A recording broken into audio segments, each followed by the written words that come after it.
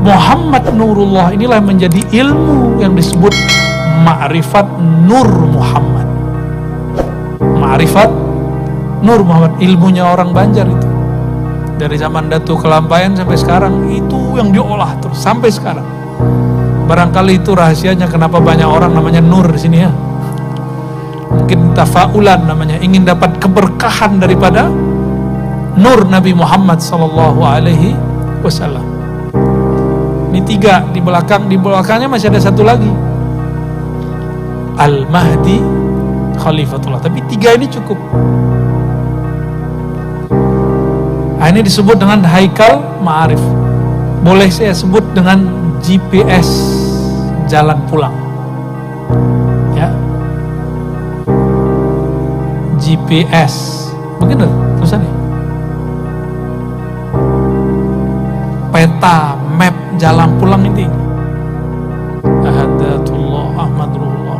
Karena Al-Mahdinya belum muncul, nggak wajib dibaca. Tapi kalau nanti sudah muncul, karena sekarang sudah banyak yang ngaku jadi Al-Mahdi, bener nggak? Ya. Dan Al-Mahdi itu rumusnya satu, zuriat Rasul Sallallahu Alaihi Wasallam. Ini bisa jadi dari Banjar nih ntar, ngaku-ngaku. Ya. Bisa jadi dari Pontianak, bisa jadi dari Jawa, bisa jadi dari Hadramaut, bisa dari mana-mana nanti orang. Pakistan sudah ada yang ngaku, di Mesir sudah ada yang ngaku, di Maroko sudah ada yang ngaku, di Indonesia sudah ada yang ngaku, di mana-mana sudah ada yang ngaku. Nah kalau nggak mengerti Haikal Ma'rifat, kita nggak tahu yang mana sebenarnya petanya. Ya. Maka mencari Al-Mahdi bukan mencari fisiknya, hidungnya mancung, jidatnya lebar seperti hadis Abu Daud. Itu nanti setelah islah baru ketahuan. Ada namanya islah. Al-Mahdinya dibenerin, berarti Al-Mahdinya sekarang lagi nggak bener. Ya, kita nggak tahu di mana kan? Allah tutupin di mana, Allah rahasiakan di mana. Bisa jadi orang yang kita kenal selama ini, bisa jadi bukan. Yang penting zuriat Rasulullah Sallallahu Alaihi Wasallam. Habis ini kayaknya banyak nih zuriat Nabi yang bakal ngaku. Wah hidung mancung deh ya, jidat lebar, waduh. Tapi yang saya tahu para habaib itu takut, ngaku Habib aja takut. Saya nggak pantas jadi Habib, malah gitu ngomongnya. Ini Habib yang asli, ngaku nggak pantas jadi Habib, gimana ngaku jadi pantas jadi Al-Mahdi? Ya bayangkan nih kalimah masuk ke bumi, hancur bumi. Maka dalam kacamata Ma'rifatullah, jika ada longsor di suatu tempat, itu berarti Allah bertitah di bukit itu atau di tanah itu, maka dia jadi longsor. Pasti ada asbabnya. Itulah makna lau anzalna hadzal qur'ana ala jabalin ara'aitahu khashi'an mutasaddi'a. Ya, kalau diturunkan Quran ke gunung, hancur lebur. Ya. Jadi di kolbu kita ada nama Allah satu saja, dan istiqomah nama ini ditahan di dalamnya sampai mati. Itu nama lebih berat dari langit dan bumi.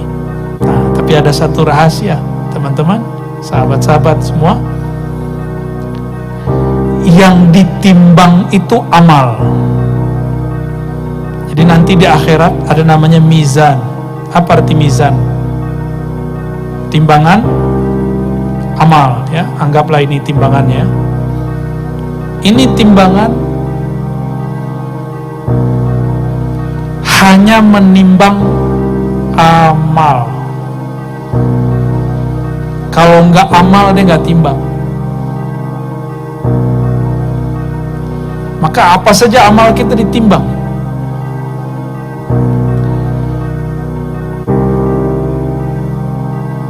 Yang gak sanggup ditimbang oleh mizan ada.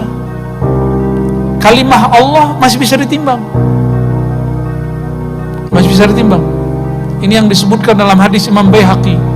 Ada orang bermaksiat sepanjang hidupnya, sebelum meninggal dia tobat di tangan seorang wali. Meninggal sebelum mati dia tobat di tangan seorang wali. Wali ini mengajarkan nama Allah, maka dia meninggal. Di kolbunya cuma ada satu modal, yaitu lafaz Allah. Di riwayat Imam Tirmizi, la ilaha illallah. Jadi ini digabung. Ditimbanglah semua amal buruknya, ditaruhlah di sini. Ternyata amal buruknya sepanjang hidupnya. Dicari amal baiknya nggak ada. Nyapa orang nggak, ada orang nyapa dia bilang, apa lo lihat? Ada orang bantu dia bilang, yang so-soan, gue juga bisa. Malah nyuruh, lebih dari itu, malah nyiksa orang dia. Nggak pernah baik ke pasangannya, nggak pernah baik ke anaknya, nggak pernah baik ke tetangganya. Semua orang dia sakiti. Tapi di hatinya gelisah, dia mengatakan, ini nggak benar cara hidup begini. Maka dia datang kepada seorang wali. Ya. Wali ini mengajarkan nama Allah Subhanahu wa Ta'ala. Ketika sudah ditimbang, kira-kira kalau amal baiknya nih, ini kan baik nih, nggak ada isinya. Yang berat yang mana? Yang buruk. Ketika amal buruknya berat, malaikat azab sudah siap mengikat dia dengan ikatan dari api neraka. Ya, udah siap nih. Tahu-tahu Allah berfirman, wahai para malaikatku, tunggu, buka dulu kolbunya, buka dulu dadanya, siapa tahu ada sesuatu di dalam dirinya. Dibukalah dadanya, ternyata jantungnya menyebut nama Allah. Itu yang dia pegang sampai sebelum mati.